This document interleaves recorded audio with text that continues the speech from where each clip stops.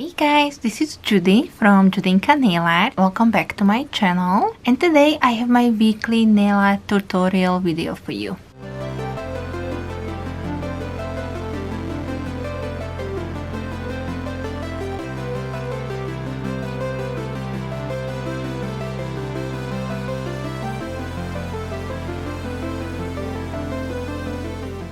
This week I joined into our Facebook group Collab again, and the theme for this week is witches. This will be probably my last Halloween related nail art tutorial since October is almost over and Halloween is this weekend. I seriously can't believe how quickly this month went by, but I do hope that you enjoyed my Halloween party series. Definitely stay tuned for some more reviews that I have planned for you. If you don't want to miss out on any of those and you are also coming from other channels that joined into today's collab and you like what you see here, then I would appreciate if you hit the subscribe button before you leave. And if you do enjoy nail art tutorial videos, then also please give me a thumbs up. I'm also filming on a brand new camera. Let me know guys, what do you think about the quality? I don't really know how the sound is going to work. Hopefully it is recording the sound.